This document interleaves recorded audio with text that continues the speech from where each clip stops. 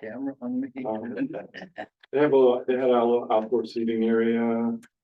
Oh, it was the Casbah? Kind of, Yeah. Yeah. Yeah, yeah, the big, yeah. yeah, So the men's for, I don't know, it's in uh-huh, Long Jefferson, they bought that building but they haven't done anything. now, Right. and now it's on the market to lease or sell. Really? Thinking about doing something, maybe it changes. It was a Yeah, good product. I'm sorry. Yeah, to see at that first go. it was- I'm retired. Yeah. It's fine. okay, I thought they were doing a game-changing Mexican. type- right, that was the first They, thing. I they heard. never said that, but all kinds of other people said Oh, that. good lord, okay. Yeah. Well, they got a formula, I mean, to date, everything they've done. They know what works, they're doing. Yeah, What You know, labor besides costs- Mega Malleys, what else are they doing? They have long doggers and Oh, then they okay. have Hemingways. They've got a ton of operations. Gotcha, gotcha. Peter, I don't like this. What's the matter? Oh, well, Who's look on at camera? there. This, I know, I don't wanna look up there.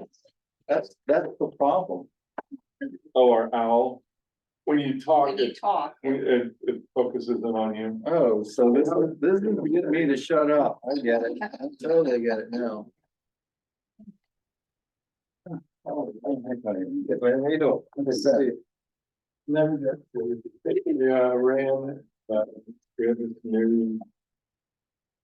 Cellular device tracking software and I'm just. I cool to play with the last couple of weeks. I ran something today. Your property, if you want to see it, I'll show it to you. I didn't want to bring, I didn't want to bring it in the public forum, but I thought maybe. Yeah.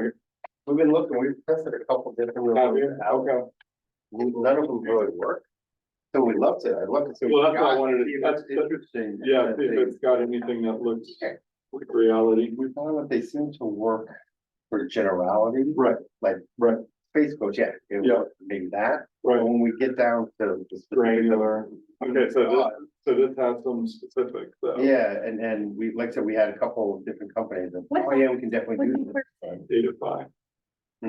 I was just at a Main Street conference in Mhm. Birmingham and they had a presentation from me about Alabama Main Streets, which is like the state level. And they used Placer AI Yeah, that was and. one of the ones we RFP'd it and there's.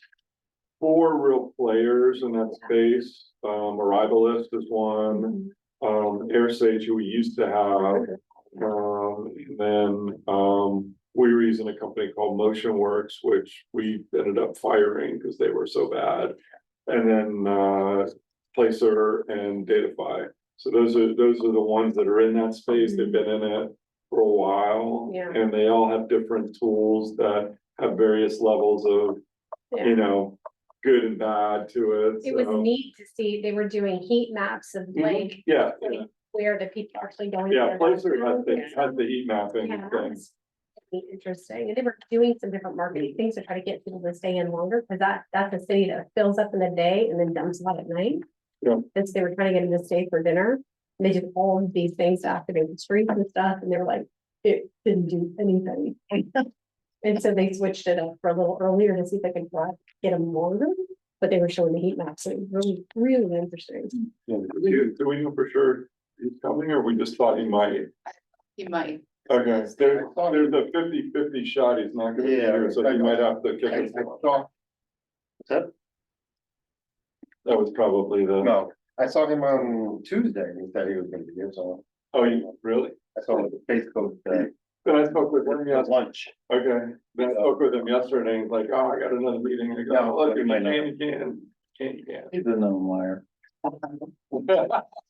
And we had done, we had utilized both Placer and Arrival, those are two that we found that didn't get the kind of data that we need. Yeah, Again, I think it all depends on what you look. yeah, You they have a know, lot of stuff and what do you in need? streets, because if you're trying to get Yeah, new retail in or whatever, like all that stuff is good, Yeah. but not just for the traffic, yeah, I can see that for sure. Hey, We rather could than never hold afford it. everybody up, or do you want to kick us off as the vice chair? We can Sure. get started. I mean, we don't have a lot to vote on and I think we only have, 4 people, so that's not it's not a quorum in terms of voting on anything, but we didn't have anything major to vote on, just the minutes, so. yeah, so just approval of the agenda from last time. Yeah. I get a motion. Make that motion. Second, Bruce? All right, so, yeah, so last time we just, we need a motion for the minutes. well, technically, we don't have a quorum, so. No. Yeah, we need one more person to come, so if one more person comes, we can vote on it, if not, we'll defer it to the next meeting. I was disappointed, there was no mention of trains in the minutes. We're in the train We didn't have a discussion of trains in the We're in minute. the train business now, right? Now we are. Sounds like. But we sounds weren't like- back during the last meeting, we didn't have that discussion because it wasn't even a thing. I'm just saying I like trains. Okay, good. We do too, 5 million more. Chelsea, you want to do a roll call real quick? Just to technically get it done. Howard Schwartz, Here, MAG, Here, Meg Fleming, Here, Mike McBride. present. Am I saying everyone who's absent as well? Yeah, you should. All right, Pam Rosenberg, Heather Lewis, Keith Winston. And then just technical, just to everybody knows, John Stewart resigned from the committee. He was an appointment of Samir's. As many of you probably already heard, unfortunately, Samir passed away about a month or so ago, and horrible circumstances. Not going to go into them, but you know, obviously very sad. But we have heard that his partner, Dilesh Patidar, will be most likely appointed in his place on the TDC. And so then I'll talk to Dilesh about who he wants to appoint for this committee for the next round. So I think that was it on administrative.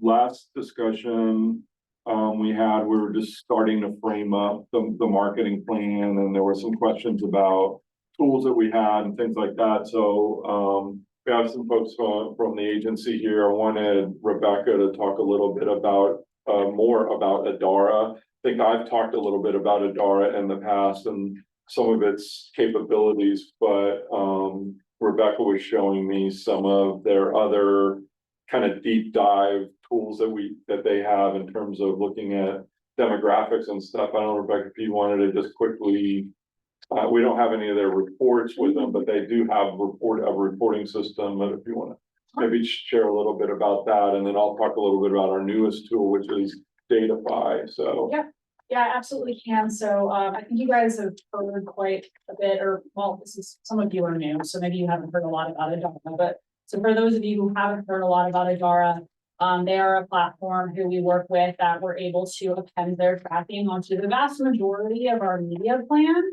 which is really great because what it allows us to do is to actually track bookings that were driven from our media. So it's a really great way for us to be able to really know that the dollars that we're spending out there are actually having an effect on driving people into the county.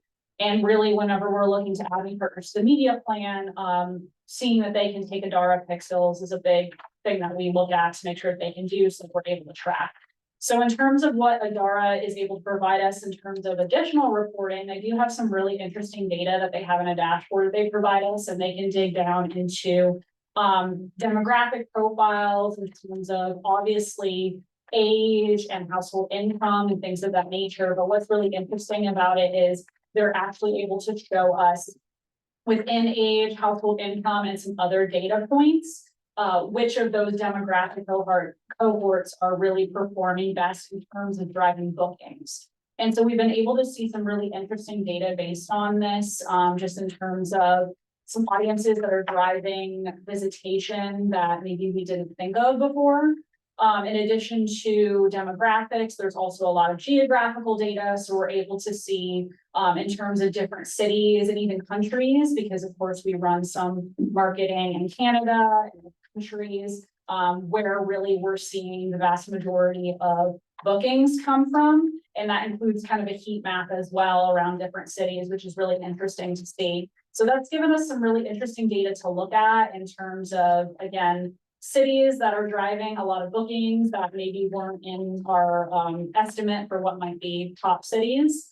I'm trying to think of what else. There's just a lot of really rich data that they're able to provide us. And so that's definitely something that, as I've been talking with Peter about the marketing plan for next year, we're really diving into that to make sure that the targeting that we're going to be deploying for our media plan is taking a lot of that data into account.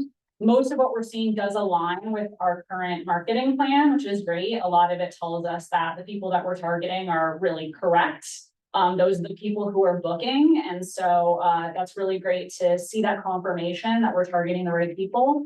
But as time goes on, it also might give us some additional information on new areas that we can tap into.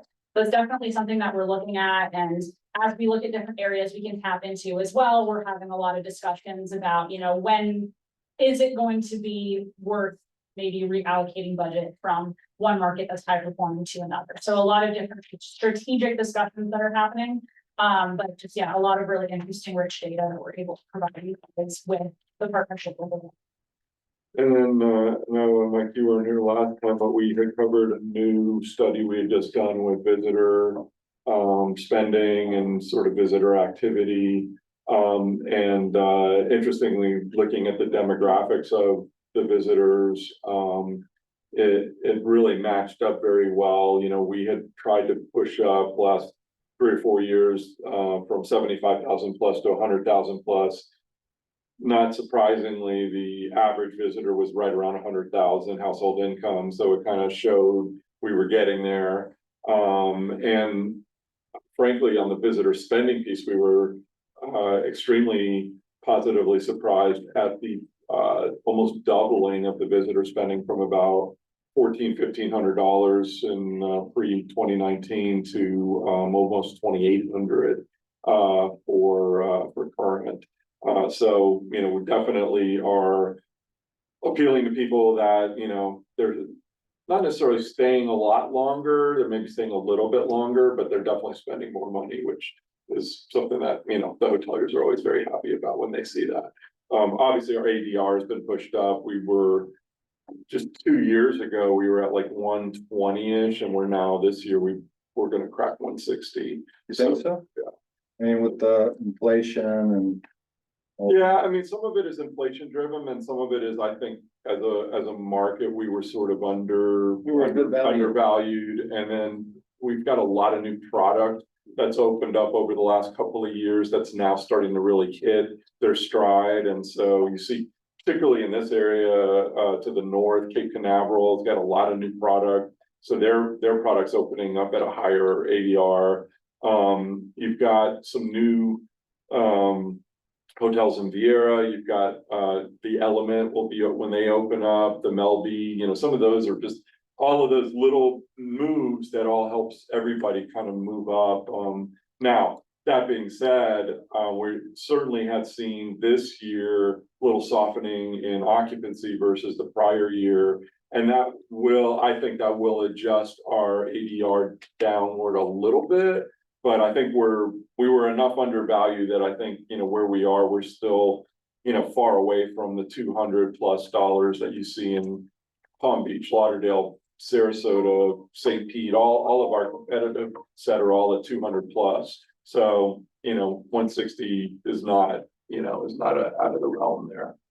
And then just to talk about our news, so we just did an RFP and Keith actually sat on the review committee. So thanks to Keith for doing that. But we selected Datafy after looking a lot at Arrivalist. So we looked at Arrivalist, we looked at Placer. We had worked with a couple of the others that were existing and just not happy with them. And so we did settle on Datafy, and we just started getting the tool to play with the last week or two. So I've been digging into it, and I ran some fun reports.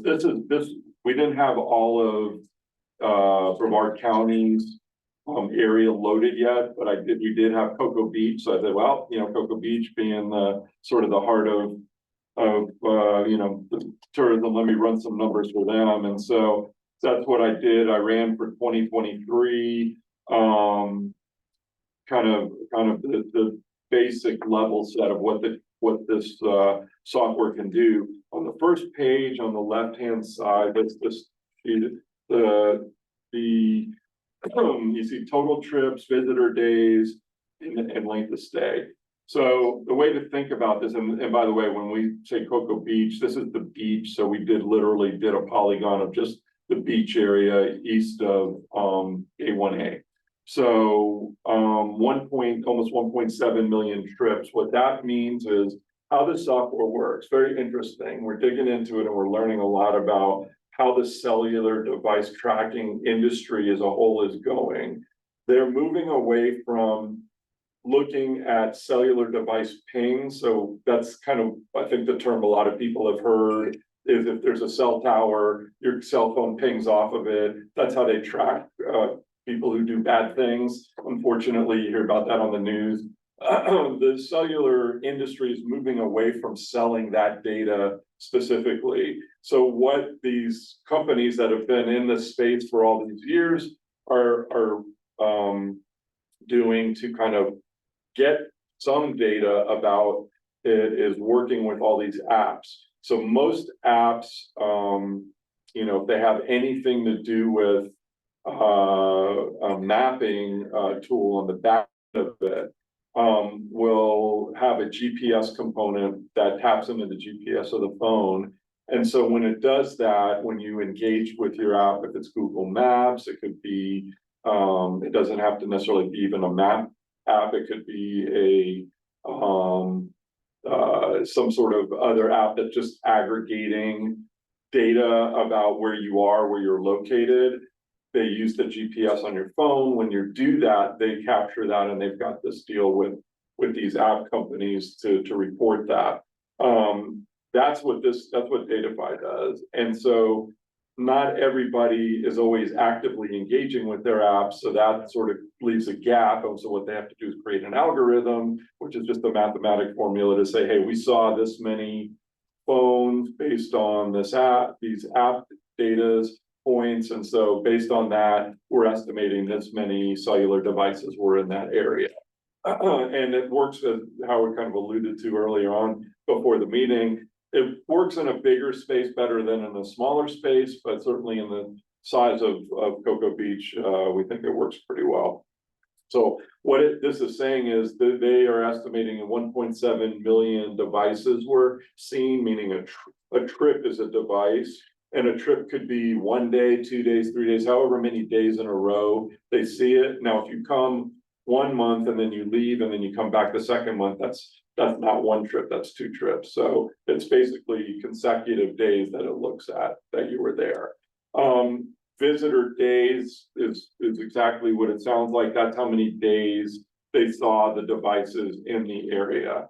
So that's why it's only 1.3 days, because you're thinking these are not people that are staying at a hotel, they're just going to the beach. So if they went to the beach a couple days in a row, they get counted. If they only went 1 day, they get counted. So that's why it's that number. But if we were to start looking at hotels, then you start seeing longer length of stay, and that kind of plays into it. So that's that piece. Then on the right side there, it splits it out. So if you are within 50 miles radius of our, polygon, if you will, that we drew, the box that we drew around Cocoa Beach, then you would be considered a local. If you were beyond that, then you were considered a visitor. Not surprising. 2/3 of the people coming to the beach are not from here. Doesn't surprise me in the least. That seems to match up well with data that we've seen and with our other systems previously. So I always look for multiple confirmations of things, and that was a nice one to see. The other thing that it gives, and I have a little bit deeper dive on this, but on further pages, but on this, it also shows kind of the high level of what are the top either states, or you can also select DMAs. You also select MSAs. So DMAs are what we use because that's typically related to media buying, whereas an MSA is just a metropolitan statistical area. That's more the Census Bureau uses that. So that's that. Then it does give you some demographic breakdowns, which I think is always, interesting to look at, and, I always say, you take it for what it's worth, but I do think this makes a lot of sense when you look at age. And, about a third, a little more than a third, or 45 to 64. It's a pretty broad age range, but that does make sense. That's traveling public. And the next segment down would be 25 to 44. So those seem to make sense. Income wise, interestingly, the top two segments are 100 to 150 and 150 plus. Hey, again, talking about who we target and who stays here typically and who we go after, that certainly makes sense. But then you see there's the other income ranges also represented. So it's not, nothing is, exclusively one or the other, but kind of shows the trend. Are those household incomes or is that individual? income? Household, yeah. I believe it's household up. I will check that, but I'm pretty sure it's household. It looks like it. Yeah. And then household data is just how many people in the household. So, about half of them have more than 3 people, between 3 and 5. And then about a third, 1 to 2. That's interesting because that kind of tells us, hey, if there's a sub segment that we would go after, it might be couples without children. And so that tells us that there is a market there for that. Those are people that are coming now.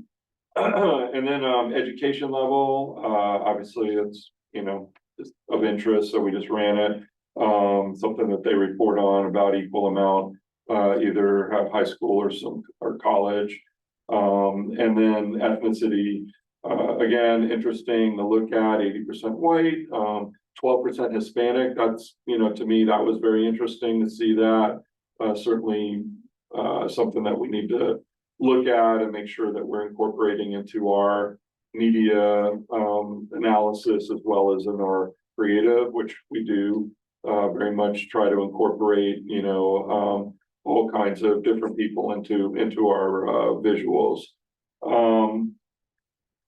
Then on the next couple of pages, I read, this was a deeper dive that I could pull. This was actually, and they only do the top 20. But we're speaking to them and they can run special reports for us that'll go 50 or even 100 deep when we get to the DMAs. The first one is state. So this was just went 20 deep for the state. So that's all we really need. Unfortunately, we don't have the media budget to go beyond 20 or even 220. We just go, probably top 10 or 12 in there. But, we have marketing in Georgia. Not so much Texas, so that was kind of interesting. Of course, when you aggregate Dallas and Houston, those are 2 big DMAs. So that's something to look at, and we've kind of kept an eye on that. Detroit has been on the list for a long time of our DMAs, and so Michigan pops, Chicago obviously is very high up. Indiana, Indianapolis has been on the list for a long time. We're looking at maybe getting some air service out of Indiana. So that's something to keep an eye on. Obviously, New York, very important. Missouri, not so much. We don't have much going on in that market. Tennessee, we don't have a whole lot. Philly, we're in Philly, so Pennsylvania pops. Minneapolis, we have direct service into Minneapolis with Sun Country, so that's important. Of course, we do a lot of marketing in Charlotte, so North Carolina. So, and then not much below that. And then on the next page are the top 20 DMAs. So you see the actual DMAs. That's the one I want to get at least 50 deep. So we can look at some of the ones beyond that. But, not too many surprises on here. Dallas has always been up there. We just have never done much in Dallas, but they're one of those markets that kind of goes between East and West Coast. And so there's certainly something to keep an eye on there. Then I mentioned Indianapolis, that's an important one. St. Louis, again, if we got direct service, maybe we'd do something there. West Palm, Jacksonville, we're already in. Most of the big Florida markets we're already in. DC, Philly, we're in. Nashville, we had direct service with Allegiant. I think that service might be ending. It did end. So we're probably not doing much there until we see something back again. Then Charlotte, obviously we're big in Charlotte. Cleveland, again, we've been looking at them for a while, just hoping to get some service there, but we don't have that now. And in Kansas City and Denver. Denver's a little far west for us, I would say, but, the other market that often pops up that I have seen on the broader, when we've run Brevard County has been LA. That always seems to pop up there for whatever reason, and so there's, again, markets that are interesting, but we probably wouldn't, go after them, until we got a little farther along in our media buying, but this is all good, it's good interesting information, so. So, and I know we advertise in Charlotte, but Yep. it seems to underperform in terms of what we're getting out of it. And I don't know if that's proximity to North Carolina beaches or South Carolina beaches, Yeah, along with all the other Florida ones. I mean, it is an interesting demographic in that city being like millennial capital of the Yep. country. right, So, right. Yeah, I it's don't know. interesting, their demos look a lot like Orlando, like if you lay Orlando and Charlotte side by side and look at their households and their demographics, their ages and income, super similar, their populations are real similar. But yeah, I mean, we have, obviously, American flies direct and, we want to support that service, we want to keep that service. For a minute there, Avelo had come in and they were doing some stuff in, Delaware, kind of in that area, or, sorry, not, where were they? Not, it wasn't Avelo, it was, Allegiant was flying, well, they were doing Concord. Concord. they were doing Yeah. Concord, which is just outside, that's right. Well, that's Yeah. that's a good airport too. Yeah, that was a weird, and it's tough, it was tough for them to compete with American, that's just, Yeah. been there for a while, so. But yeah, I like Charlotte, I also like Raleigh, and we did a little bit in Raleigh this past 2 years, we've done some stuff in Raleigh, and, I like the numbers out of there as well. Good demos there too. Yeah, A little bit older, a little right, more money, right, but Nashville, at least on Allegiant, did pretty well. it did, and that's why it surprised me that they pulled, I think. All these airlines are struggling with equipment and pilots still. But maybe they'll go back at some point. Well, they shifted that flight to some summer. Yeah. Destination, Right. that, Right, that season. yeah, low hanging fruit, Yeah. so. But yeah, I mean, and I mentioned Avelo, Avelo was doing really well with New Haven, New Haven flights were like 86-87% full. Which is a really good load factor, and they came down to the financials, they were able to charge about $10 more a ticket. To go to Orlando, than here, and so they opted to keep the Orlando flight and they cut us, so. They'll be back at some point, I'm not necessarily gonna throw any money at them per se, because I think they're a little fickle. But I'd love to see something out of the Northeast, so some more flights out of the Northeast would be really good. So, but it gives you a flavor for what we can pull when we get the full data set for Brevard. We'll be able to run that, and then we'll incorporate that into the marketing plan. And then it becomes a question of, how deep can we go, right? Because we start getting, we wanted to add Detroit last year, and even with the budget that we had, it just started getting a little bit thin. So we decided not to do a whole lot there. But 2 years ago, we added Boston, so we've been doing things in Boston, and that's a good market, so. Well, there's a lot of activity from Michigan, and it's not necessarily Detroit. True, right, So, right, and I know people actually fly out of Chicago, right, that just kind of go around Bend there. right, right. No, in Michigan, it popped up on when you run just by the state, they pop up, and it's hard to target an entire state, with your marketing, you start getting a little bit diluted, A so. little wacky. We see similar things, the visitation trend at Midwest, and specifically just what's in here also, Michigan, Indiana, Illinois is where we kind of, It's that's really really caught wind, it really Yeah. has. In the visitor study, it was interesting, of course, it was 2,500 people, but can extrapolate that a little bit, but 17% of people were coming from the Midwest versus I think it was like 12% from the Northeast. So it was actually higher than the Northeast. I was like, wow, that really surprised me because, you know, and when you look at back in the day when I was in Orlando, New York was always the number one. Yeah. And then, you know, Boston and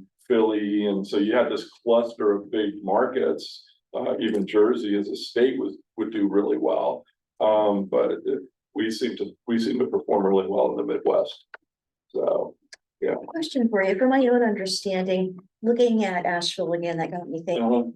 So they have so much in common with us. Do you remember off the top of your head what brings them to us? Is it family trips or special interests like classic cars or fine dining? Like It's beach. I mean, it's all the beach. yeah, it's for beach and space. You know, space is a driver too. So launches and Close to speech. Yeah. Yeah. Beach to Orlando. yeah. Okay, thank you. Yeah, yeah, that helps, you know, so I mean, I always say, you know, we don't want, you know, they get 75 million people in Orlando, we just want a piece of that pie, we don't want the whole pie. I get We it. can't handle the whole pie. So. Yeah, so just talking a little bit, I guess the next discussion is really just open discussion, but I wanted to share a little bit about, I've been kind of working with Laura noodling with the marketing plans. You know, we started with last year's template, but we're kind of adding a bunch of new stuff. So all of the things that we presented last time with this visitor study will be in the front end of that now. So that's all new data. And then I did started to run some STR and we use key data for vacation rentals. So we'll put some of that data will go in there. And then we have a whole new creative set, you know, with the program that we're doing with Cocoa Beach. There's a lot of new billboards, there's a lot of new digital creative. So we're adding all of our creative will be in the marketing plan that when you see it in July. And then as far as segmentation, we're going to do some of the things we have just been talking about, looking at subsegments and seeing if there should be, you know, maybe some budget held aside for any of those. Obviously, the core market will still be family and sort of the sweet spot of 25, 54, 100,000 plus. But you can see there are people on either end of that, and there are not just, you know, one of the things that was also in the visitor study was 50% have kids, 50% don't have kids. So that's a pretty big number. So we don't want to ignore the couples. I think there's a couples play there. So we'll kind of look at that. And then, you know, I've always said, I feel like when you look at the distribution of visitation, January, February seems to be a huge opportunity. And we've been pushing January, February up the last couple of years. And I wanted to get some feedback on this as well. Our peaks are March. And then if Easter falls in April, a little bit of April helps. And then it kind of drops off a little bit, and then June, July, and then August is about half of August, and the back half of August kind of drops off. Obviously, September is our lowest month. The fall is kind of in general lower months until you get to about latter part of December with the holidays. People are off traveling a little bit more, and then, you know, January, February, we've been pushing that needle up a little bit. And if you look around the state, January, February are like huge months for like Palm Beach County and Sarasota County. I mean, you go there, their streets are packed. I mean, it's almost like feels like spring break in kind of that January, February time period, but it's all northerners who are escaping the cold. We don't have that as much of that. Like Orlando never had as much of that either. There people are wanting to get out and escape, but the months just aren't the bigger months. It's always the March and June and July. So my thought has been, could we put a little bit more, you know, towards the latter part of the fall, early part of winter, and try to push even more. And this year might be a really good year to do that because frankly, October is going to be a really bad month to be marketing with the elections, you know, happening. So you're going to be in with a lot of other noise. And so it's not a great time for us to be pushing vacations. maybe we wait till after the election.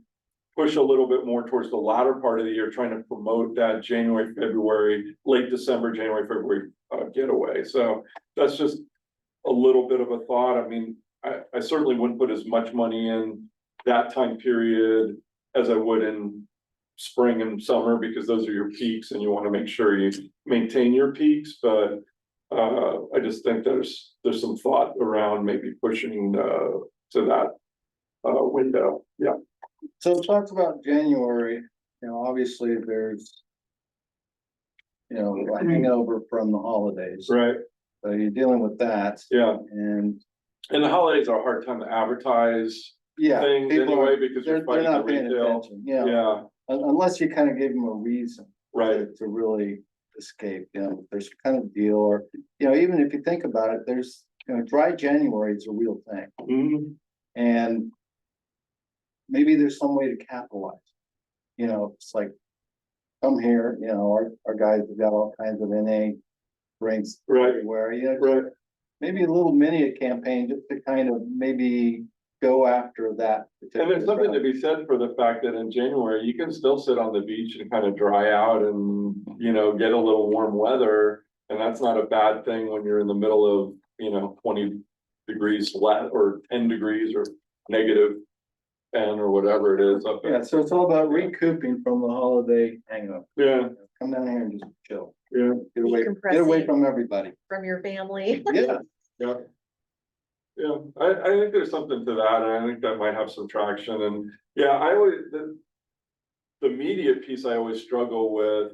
When do you start promoting that? Because if you start promoting it in December, you're right, people are just so unfocused, they're just thinking about Christmas and New Year's and that kind of stuff. So maybe it's like right after that, we go into the market with some kind of post, hey, New Year's resolution, get on the beach, get a little exercise in, dry out a little bit, whatever, whatever that messaging is. And Maybe have a few flavors of that, like, are you tired from the holidays? yeah, And then- holiday hangover, question mark. Right. That's probably empty nester, anything 45 up. And I think there's a lot, like, when you think about like Facebook and Google ads and things like that, where you could do with keywords and with, social media, I feel like that would be a great play for those outlets.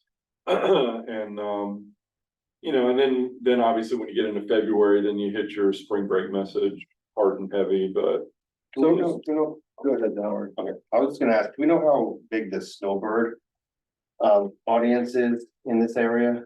I mean, like, I know like Canadian snowbirds go, I know, to Tampa area. Yeah, we get some of I that. did in downtown. We do? It's very interesting, yeah. Yeah, they love A lot of Canadian license plates around here, yeah. Yeah, I think we get some of that, but yeah, just northerners, just northern Americans, or I come down to Florida a lot of. yeah.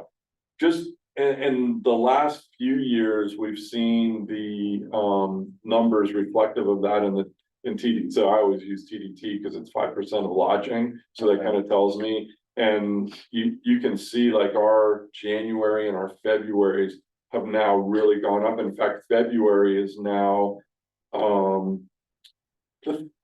this past February was the third best month in history.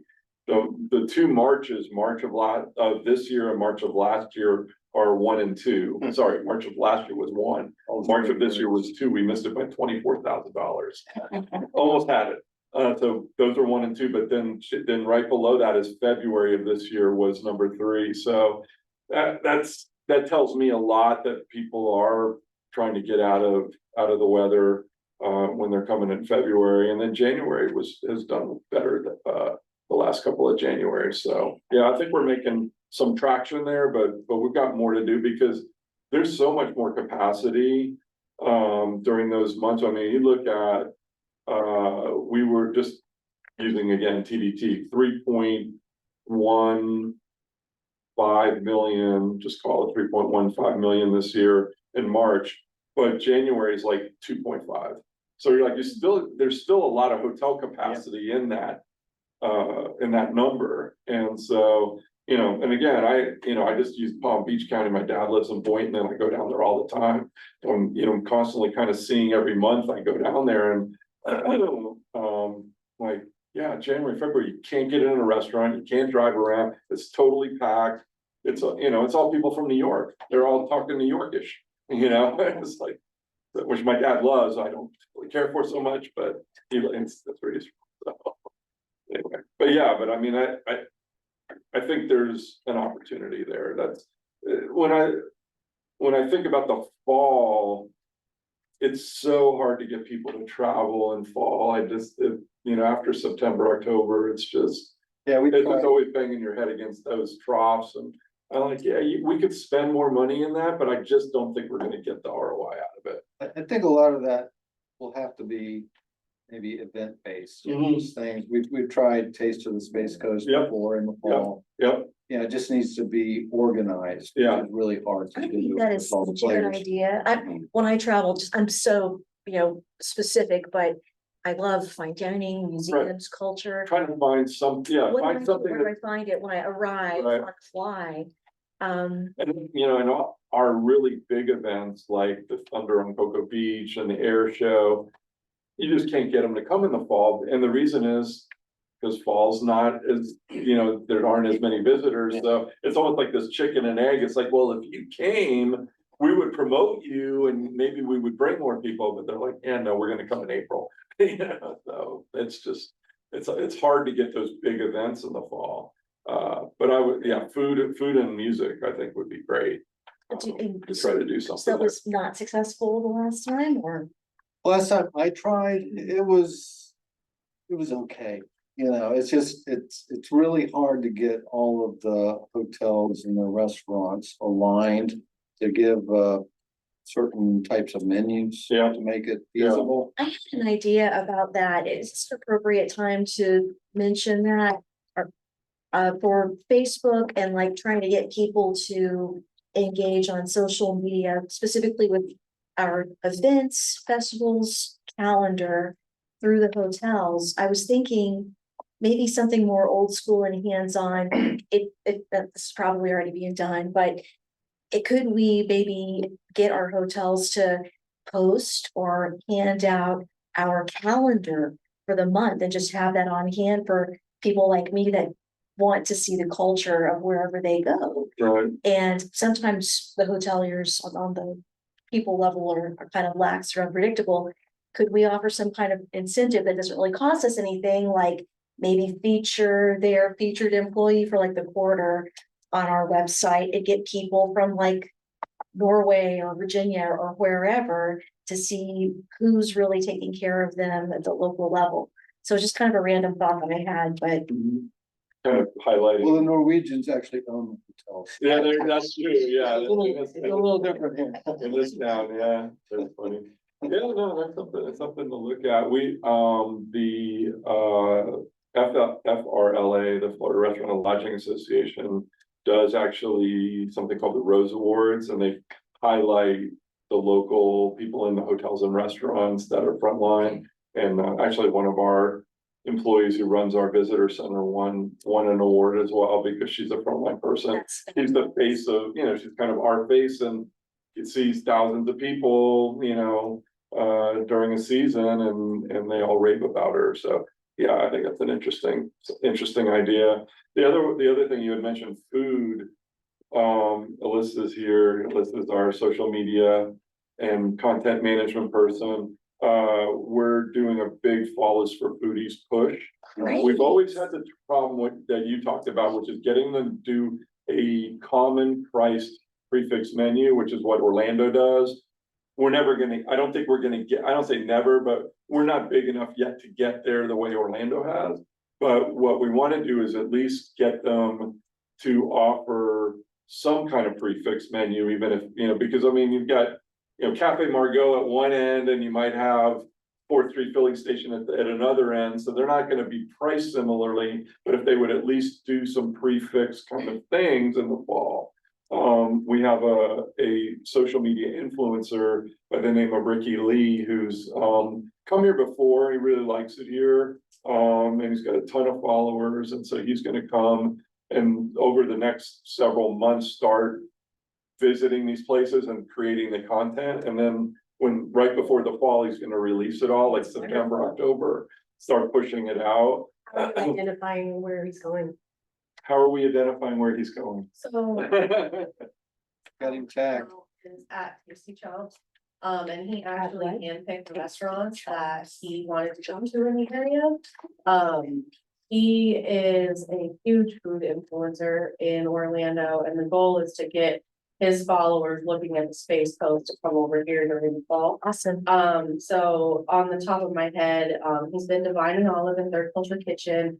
And then I've got 10 that he's going to be coming to over the course of. And they're everywhere, so they're all up and down, Yeah. so we're trying to get, I'm sure there's a Melbourne or Can two. that be shared with the committee Sure. at some point? What's Can it be shared with the committee at some point? Yeah, I'm getting restaurants set up. It might actually be helpful for me to connect with you guys to see if you can push the restaurants over the edge, because I've got a couple I can't get on the phone. Yeah. So, I can share that list with you guys. And then, yeah, he's gonna be here at the end of the month. I'm sending into Ember and Oak, and then I'm trying to set up another place in Melbourne for him this weekend, or for that weekend.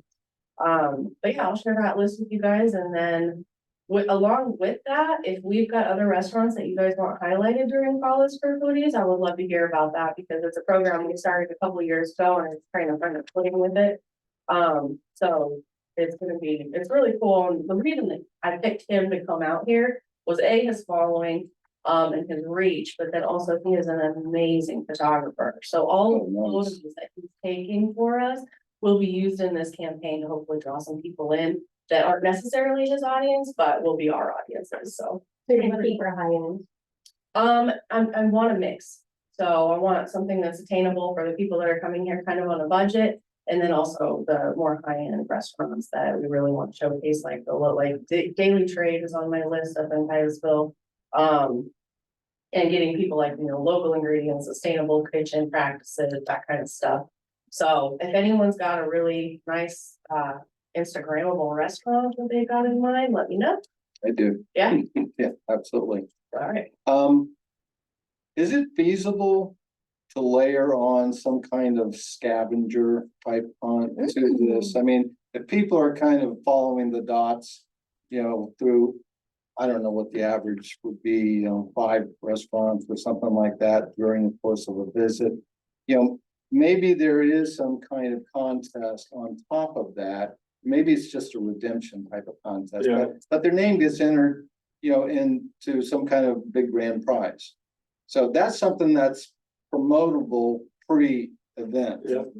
Well, this is definitely the time to start talking about that, because one of my goals for this one is what Peter and I have been talking about, getting these restaurants on this prefix situation. So that we can promote that whole 3-2-1 dining thing where so I think having a scavenger hunt is a really great idea to get the people into it.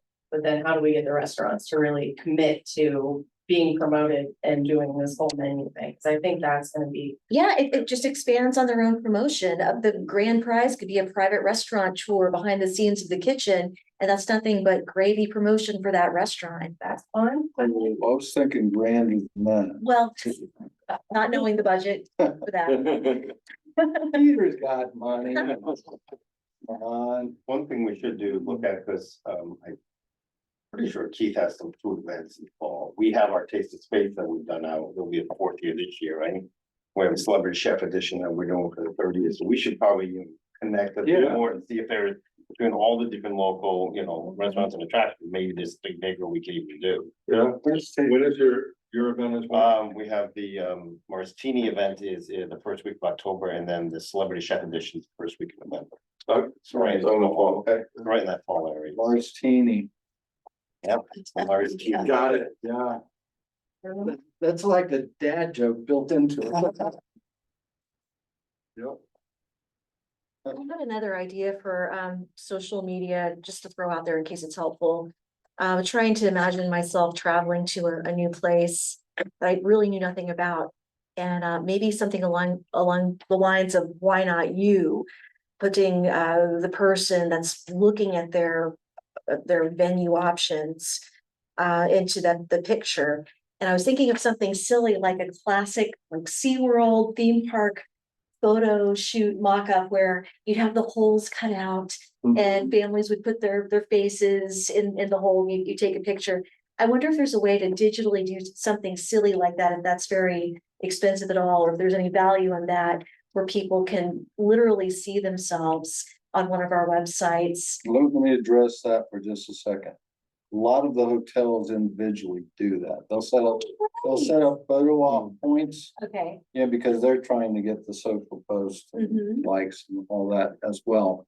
In fact, we're developing some as we speak. Wow, okay. So, but it's not to say that, you know, the Office of Tourism couldn't have some, you know, key signature areas where you can get that, and there have been. There have been. I mean, you go to Coconuts or someplace like that, and they've got the big bulgy. Sure, but like we could do that on the places that we want to direct people to online with the put yourself here kind of. I like the idea of doing a roundup kind of thing where we could just say, here's where you could go to get these done, and then we use some of those restaurants and hotels and kind of point them out, and, you know, sounds like a blog page that we could. Yeah, We have the ice cream trail. That's something that we do also there, where you can go and you see all the ice cream shops all up and down, and then.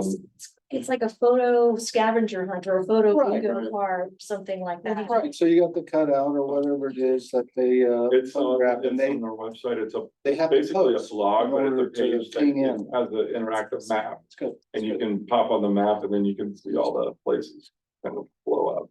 And then we have, the other thing that we've done in concert with the EDC is the, launches and loggers. So the launches and loggers is kind of a joint program between the two of us, and that's one where you actually go and you get either a virtual stamp or a real stamp. You can do it either way, because there's now it's an app, so you can actually get a virtual stamp, and then you come to our visitor center and you get a patch. Get a really cool patch. That's wonderful. So you gotta do, I think it's 9. Yeah, it's all the breweries and stuff, yeah, all the local breweries. You know, in that same vein, there used to be a wonderful sort of scavenger hunt app, that the name escapes me, but you're just scanning the QR codes on your phone. People would drop stickers Right, at different places around town. So right. there's all kinds of stuff like that. Do we have a set of stickers? We have stickers, and then I But I did a short run, not a stat, it's just a sticker of our logo, and then I did a patch of our logo, but yeah, I always like the idea of patches and stickers, because to me, space program lends itself to all of that. Right, so if you did a series of stickers that were done in the flavor of NASA missions and all that kind of stuff, but they, you know, each kind of reflected different aspects of the area, you know, so obviously got a manatee on one, you got, Right. you know, beach umbrella on another, that, all that sort of thing. Collect all 6. I actually love stuff like that. I would totally do that as a traveler. And I think that has nice social media legs for it too, because Mhm. people, when they get them, then they take them and they, take pictures and. I had one more social media idea since our last meeting. Maybe something on our sites, a silly but engaging quiz game, like what kind of Florida traveler are you? Take the quiz. Just something cheap and cheerful to get people personally engaged into doing their own research on, you know, doing a deeper dive than a quick glance. So. That should be fun.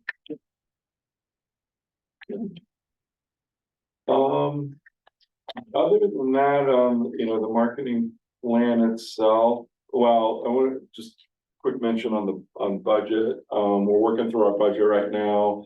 We, last year going into the current fiscal year, we had $4 million in carry forward, and the way carry forward works with the county is if your revenue source is higher than what you budgeted, you can't spend it until the following year. So we had $4 million extra dollars coming into this fiscal. So we had a $15 million marketing budget. Well, this going forward into next fiscal year, we'll only have $2 million in a carry forward. So just approximately, our budget's going to be somewhere between probably 13 to 13.5 million, so it's a little lower, but, we had a little bit of a boom year this year.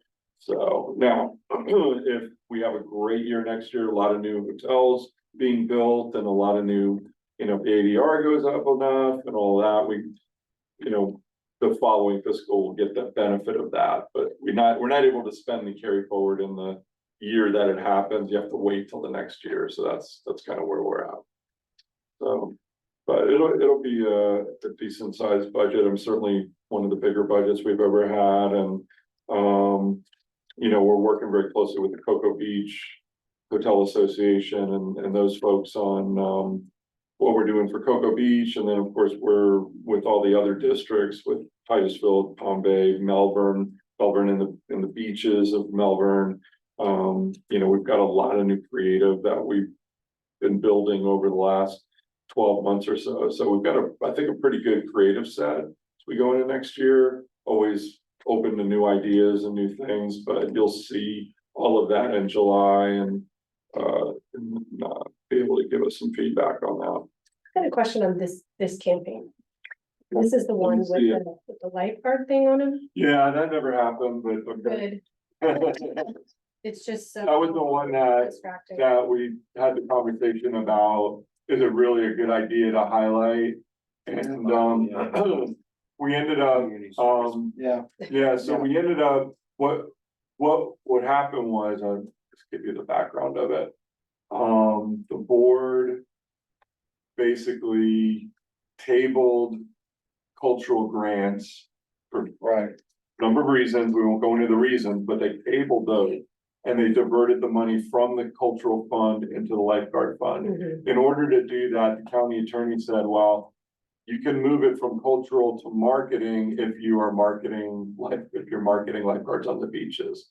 So what we did, Alyssa actually created a series of social media posts highlighting where lifeguards are located in the county, and that basically got us over the hump. And then we had 3 local billboards that are owned within the borders of Brevard. We were gonna do something on those, and we actually shot, we did a photo shoot and we actually shot some creative for it. And because right now the county and the city of Cocoa Beach are having some real push and pull on paying for lifeguards, we decided to hold off on posting those boards, so those haven't got posted yet. So that discussion, by the way, and the issue of whether we're gonna have cultural grants again is still up in the air, probably won't get addressed until the budget gets submitted. The board asked the county manager to meet with the cities and basically request that the seasonal lifeguards, so seasonal are not all year long, they're just there during the peak season, that they would pay 50% of the seasonal guards. Well, at Cocoa Beach, if you watch any news stories, came out very adamantly, not only no, but hell no. And so they even came to the county commission meeting and said, hell no. And so that created some of the tension I'm talking about. And so what's probably gonna happen is if the official answer comes back from the cities, no, we're not gonna support paying 50% of the seasonal lifeguards, but we're willing to pay whatever, or we're willing to pay nothing. That's gonna dictate what gets put into the budget. And then the board's gonna have to look at it and say, well, that's not enough to really fund all the seasonal lifeguards. We need money from TDT. You know, then they may reach into that cultural fund again and pull that. So we don't know all of that yet. Probably hopefully in July we'll get that sorted, figure out what we're gonna do. But in other news,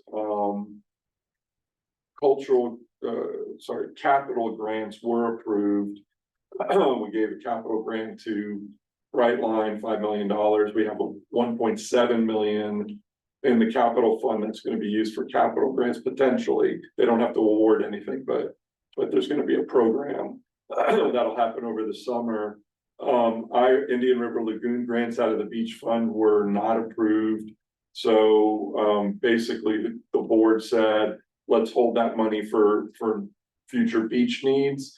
We had a couple of bad years where we needed to tap the beach fund, and so we're just building that back up now, so that was kind of that, but they did authorize some funding for derelict vessels, so if you see vessels that are in the river, those get pulled out, those cost money.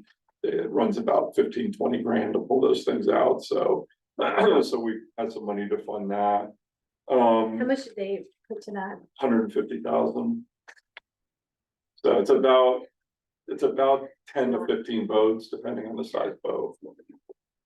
No, but there's other sources of money Yeah. that the they county's tap able into. to, that the county's able to unlock with that. Yeah. So that 150,000 will probably be like 450,000. Okay, good. So, yeah, good. And then the other grants I'm waiting for, sports grants, which are kind of part of the marketing budget, so that's the other piece. So last year we spent 240,000 on sports grants and 100,000 on sports marketing. That'll be in the plan again as well. So that's kind of some of the other pieces of the pie. Some of the other things, international, you know, we've got our rep in the UK and the EU. She works in Germany, Ireland, Scandinavia. There's activities there. And then she actually just moved to London. She lived just outside of London. And handles all of England and Scotland and Northern Ireland from there as well. And we have Brand USA and Visit Florida programming in probably not all of those countries, but certainly England. We'll do some stuff in Ireland now because TUI just announced they're going to fly from Dublin. So that's the new city and a new market for us. So we'll do some partnership with them. We have quite a bit going on in Germany, and a few little things like in Scandinavia and stuff, but just more social media kinds of things, targeted things. And then Canada is obviously a big market for us, so number one international market. We did about a $350,000 campaign in Canada this past year. I don't know if we'll do quite that much, but we did it on Facebook and Google. We had a big billboard in Dundas Square, which is like their Times Square in downtown Toronto. Got a lot of media coverage on that and just coverage in general. We did some PR with our agency there and got a lot of media impressions in the PR world. So anything that it's interesting, like, you know, here in the US, if you put out a press release, yeah, it gets picked up, and if it gets picked up by the AP, then it could go viral. But in Canada, they just eat up the PR stuff, so we'll do some stuff there. And we've got one more year on our contract with our PR agency, and we have one more year on our contract with our Ambar. So probably at some point in 25, we'll be doing RFPs. So for the following year.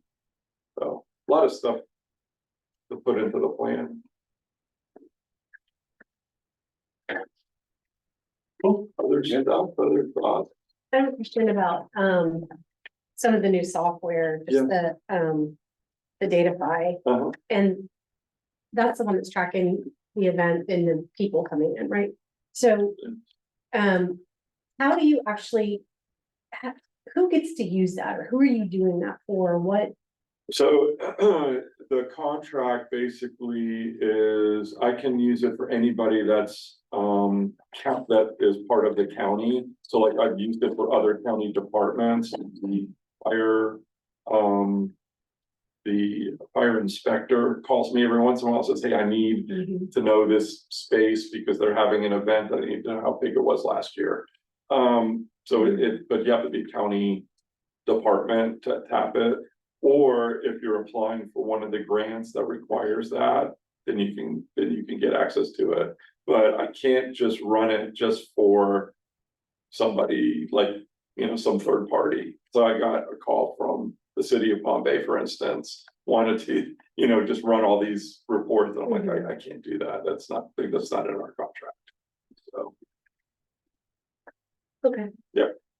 so, but we could talk, but it's, yeah, if it's potentially a event that would be part of your application for something, then we could do it. Yeah, So, and you've got a lot of events downtown, so. yes, So, and we will draw downtown Melbourne will be But- one of our polygons. but you haven't been sharing the data that's coming out. Been told that you're not able to share the data. Again, it's, first of all, the news stuff just literally, we just got the first, Yeah, but the new company, yeah. yeah, but in the past, it's always been, if there's, if it's been part of an application of something, then yeah, we can share it, but we can't just run reports. Yeah, it's just very, very helpful to us to know, Yeah, how many people really came in, right, what impact we're having, Right. where they're coming from, because then we can yeah, really hone in on our marketing from where we're pulling from, but we're Yeah. kind of running blind, and it's like we really want that information, but we can't afford these. Right. type of yeah, it's software. about a $45,000 piece of Right. software. So we're not gonna. But do they're that. very, as you can imagine, they're very protective of it, and 100%. they, completely I don't wanna understand. get sued, so I gotta just watch I've gotta just watch the contract and make sure we're, Yeah. but there may be ways to, I can work that. appreciate that, yeah. it's just like, especially the events that we're putting the grants. for. If you have like signature events that you are potentially going to aggregate for a grant, then we can probably talk about those, Okay. so, yeah. If there's a grant. We'll just assume there will be something. Okay. I don't know exactly Let's what. do that. Let's assume that there will. I don't know what it'll look like, but there'll be something.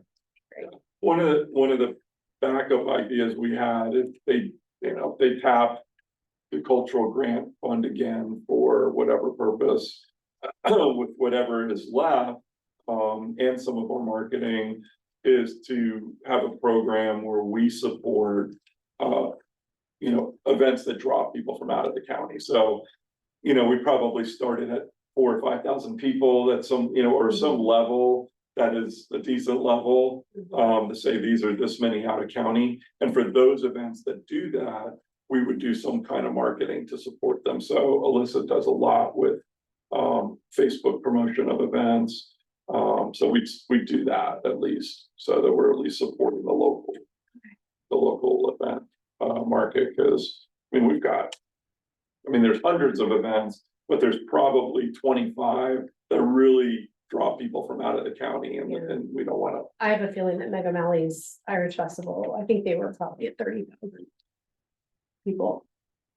And I'm just. And a percentage of those are from out of county, so. Oh, a big one. Well, Melby was sold out, and Yeah. surrounding hotels were all sold out, and Yeah, people in the street saying. they've never been in the grant program because they're a for-profit, Well, so actually, they're not. hopefully Actually, they're not. they're not a for-profit. They are, but not who puts on that festival. Oh, They have a, well, they they've have a never applied for a nonprofit. grant. They I do, know. they do, they've got another. Yeah, Scotty was talking to me about it, and he's like, should I? apply Just like. for this?" I was like, Hello, "You have this yeah, nonprofit." yeah, Yeah, and they're Okay. really pulling, like, this one was crazy big. okay, well, go back and run those numbers. Yeah. When Yeah, we that'd get be that- great. When we get the polygon written. That'd be really interesting to In there. see. Well, I have their footprint too, so. Okay, that'd be so helpful. I can see the map of the footprint. Yeah, actually, if you could send me like any mapping that you have of stuff, where stuff is. Yeah, Because it takes, I don't know, it's a period of time, but we can draw it, but then they have to populate it, so. yeah. Um, And our botanical fest, we moved it from March to April. And the vendors that were there that have been doing this since it was at FIT and then moved to downtown. They said we were up probably about 10,000 people that came through there. wow. We're usually at 5 Now, to 7. and your taste of event, you moved to, Food right? and Wine Festival, Food yeah, and Wine, we yeah. moved it to the waterfront, yeah, Yeah, so I need to It's a know little where bit- that footprint is. yeah, okay.